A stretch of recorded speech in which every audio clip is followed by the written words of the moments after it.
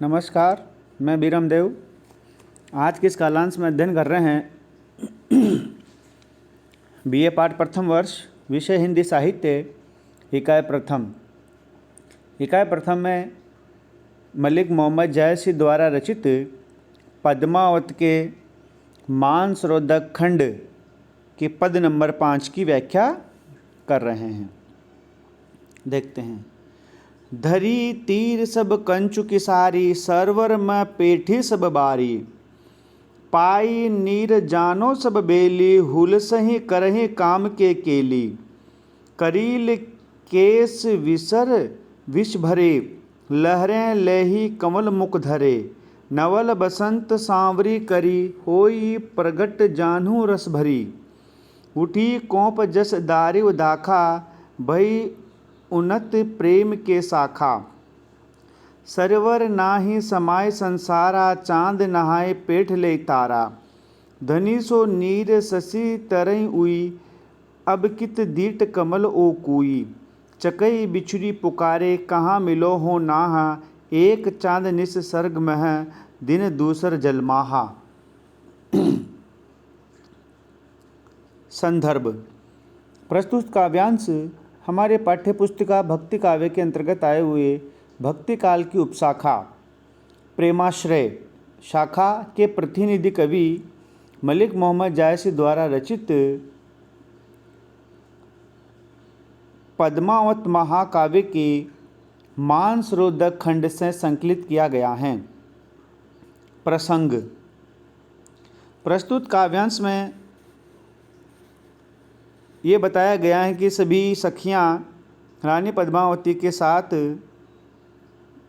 स्नान करने के लिए उस मानसरोवर के तट पर आ गई और सभी ने अपनी चोली कंचुकियाँ उतार कर सभी उस मानसरोवर के जल में स्नान करने लगी, उसमें हुलसने लगी, काम क्रीड़ाएँ केलियाँ अटखेलियाँ करने लगी।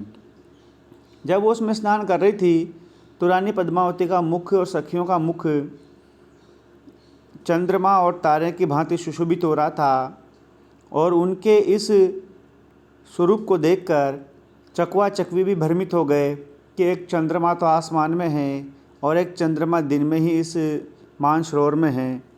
तो वो भी दिग्भ्रमित हो गए उस दृश्य को देखकर। तो जायसी ने यहाँ पर इसी रूप सौंदर्य का वर्णन किया है। व्याख्या। धरी तीर सब कंचु की सारी, सरवर में पेठी सब बारी।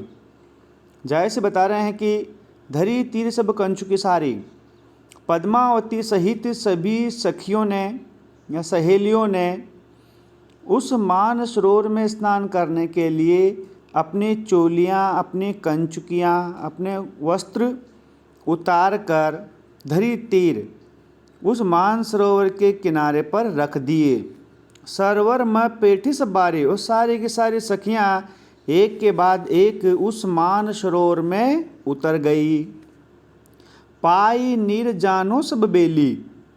जब सखियाँ एक दूसरे का हाथ पकड़कर उस मानसरोवर में उतरी तो एक ऐसी बेल की तरह वह सखियाँ उस मानसरोवर में उतर रही थी। ऐसा प्रतीत हो रहा था कि मानो उस मानसरोवर में कोई बेल फैल गई हो, बेल उस पर तैर रही हो। हुलसें करही काम के केली, और सबकी सब सखियां उन्मत्त होकर काम क्रीड़ा की भावना से उद्दीप्त होकर उस सलील जल में अटखेलियां करने लगी, खेलने लगी, मौज मस्ती करने लगी। करील केस हर विष धरे। करील केस। और जैसे ही सखियां रानी पद्मावती उस पानी में उतरी, उनके जो काले घने लंबे बाल थे वह तैरकर उस जल के ऊपर आ गए और ऐसे प्रतीत हो रहे थे कि मानो जहर भरी कोई नागिन अपने को फन फैलाकर उस पानी में तैर रही हो। करील केस विष भरे, लहरें लेही कमल मुख धरे। और ऐसा लग रहा था कि मानो उन विष भरी नागिनों ने अपने मुख में कमल है वो अपने मुख में लेकर उसमें तैर रही हो। यानी कि रानी पद्मावती के जो मुख हैं वो कमल के समान सफ़ेद धवल प्रतीत हो रहा था और उनके जो काले केस हैं वो नागिन की तरह प्रतीत हो रहे थे। नवल बसंत सांवरी करी होई प्रगट जन्हू रस भरी, नवल बसंत सांवरी करी। और सभी सखियाँ उस पानी में उतरने के बाद ऐसी प्रतीत हो रही थी कि मानो एक नया बसंत आ गया हो, वो उसमें से प्रतीत लग रही थी। होई प्रगट जानू रस भरी, और सभी की सब सखियाँ हंसते मुस्कुरा रही थी, खिल रही थी। तो उनकी प्रसन्नता को देखकर ऐसा लग रहा था कि मानो चारों ओर बसंत जैसा वातावरण बन गया हो। बसंत में सब और अच्छा सुनहरा वातावरण बन जाता है। इसी प्रकार से उन सखियों का हंसना मुस्कुराना एक अच्छे बसंत के समान प्रतीत हो रहा था। उठी कोप जैसे दारू दाखा, और ऐसा लग रहा था कि जैसे नई नई नवीन कोपलें दारू दाखा, नए नए जो दाग के बेल हैं, जो अंगूर की जो दाग की बेल हैं, उन पर नए कोपले निकल आई हो। इस प्रकार से वो सखियाँ हंसती मुस्कुराती बेल के समान उस पानी में प्रतीत हो रही थी। भई उन्नत प्रेम के शाखा, और मानो प्रेम की शाखाएं, जो टहनियाँ हैं, जो बेल हैं, उसके चारों ओर जो शाखाएं फूल जाती हैं और प्रेम का वातावरण प्रफुल्लित कर देती हैं। उसी प्रकार से सखियाँ ऐसी प्रतीत हो रही थी कि मानो प्रेम की शाखाएं उस बेल पर प्रफुल्लित हो रही हो, प्रसन्नचित्त नजर आ रही हो। सरीवर नाही समाय संसारा, उन सखियों को और पद्मावती के उस पानी में अटखेलियाँ करते हुए देखकर वह मानसरोवर का जो जल था वो भी प्रसन्न हो रहा था, वो फूले नहीं समा रहा था। चांद नहाई पेट ले तारा, ऐसा प्रतीत हो रहा था कि मानो आसमान से चंद्रमा और तारे उतरकर उस जल में स्नान करने आ गए हो। चंद्रमा रानी पद्मावती का मुख प्रतीत हो रहा था और सखियों का जो मुख है वो चंद्रमा के समान प्रतीत हो रहा था। तो रानी पद्मावती के मुख को चंद्रमा के समान और सखियों के मुखों को तारों के समान बताया गया है। धनी सो नीर शशि तरई उई, अबिकित कमल ओ कुई।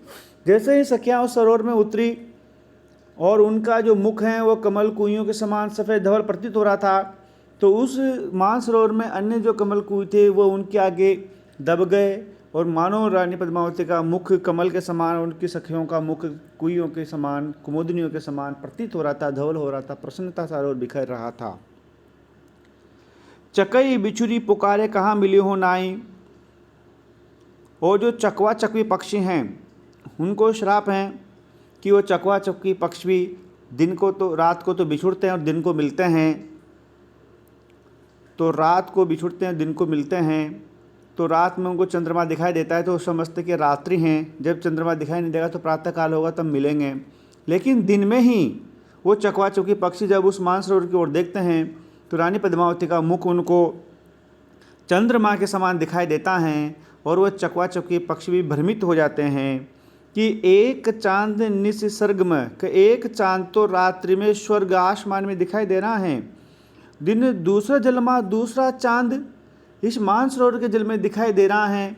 अब हम कैसे मिलेंगे, क्योंकि रात्रि में भी चंद्रमा होता है तो समझते रात्रि हैं और दिन में भी चंद्रमा नजर आता है तो समझते कि रात्रि का माहौल है, तो हम कब मिलेंगे, इस बात को सोचकर वो चकवा चकवी पक्षी भी भ्रमित हो जाते हैं। विशेष प्रस्तुत काव्यांश में सहज सरल ठेठ ग्रामीण अवधि बोलचाल भाषा का प्रयोग हुआ है। बिंदु नंबर 2, इसमें रानी पद्मावती और सखियों के रूप सौंदर्य का वर्णन किया है। बिंदु नंबर 3, जायसी ने इसमें प्रकृति के उदाहरणों के माध्यम से रानी पद्मावती के सौंदर्य को व्यक्त किया है। धन्यवाद।